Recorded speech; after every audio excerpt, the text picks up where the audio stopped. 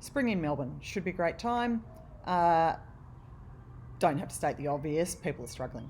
So, as trainers in customer engagement and customer vulnerability, um, we're training groups at the moment and it's very outwardly focused on the customers, whereas staff are struggling to get past their own issues. So as we're training this topic and we're talking about, mental illness, staff just want to share their stories. So I think there needs to be an inward focus on your staff, make sure that they're feeling safe to share their stories, and that's all they want to do.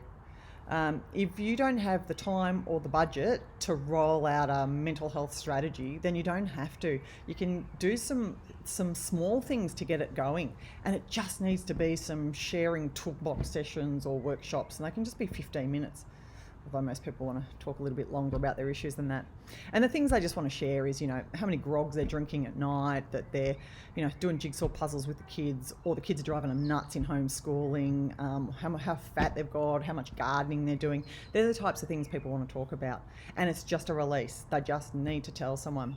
And the challenge is if you've got staff working from home and they're talking to customers and they hang the call up, that in a normal environment, they'd share with their workmate. They're jumping on the next call and they're building that stress and there's no release. So it doesn't have to be anything overly complicated. It can just be setting up a 15-20 minute session with your staff, playing a YouTube and saying, let's talk about it. It can be that simple. And we're finding that's working really well. So today, have a little freebie for you. It's our counsellor in mental health. She's talking about an issue, and at the end of it, we've got 2 questions that you could play for the group and give it a go and see if that gets some discussion going for you.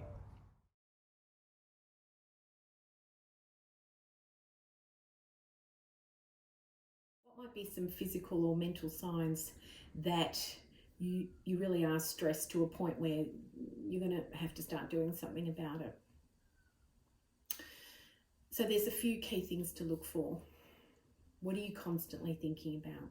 We call it ruminating. What are you constantly thinking about? What's the constant chatter? What's it about? Is it about a holiday that you're going to go on? Or is it about the stress, the pressure, this person, this incident, that incident, the past, the future, all of that stuff? It's called rumination, and it's deadly, frankly, because the more you do it, the more you engage with it, the more you're actually telling your body you're in trouble. And guess what's happening? Cortisol.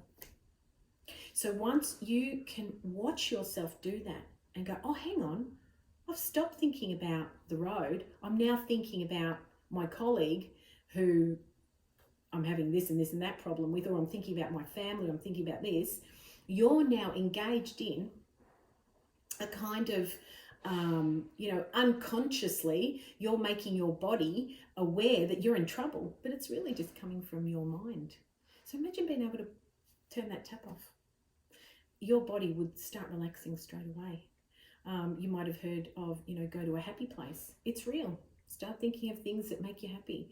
Turn it around. Turn the tap off to those nasty thoughts. Let your body relax and start to bring in, positive things that you can think about. And I'm not saying, and I will repeat, I'm not saying that they aren't real. I'm just saying you don't have to be on it all the time thinking about it. So number 1, turn the tap off. Notice yourself thinking about these things and stop and think about something really positive. Listen to music. Listen to lovely music that really, I'm thinking in the car here. Listen to something that elevates you, that fills you up, so you're not distracted with these ruminations.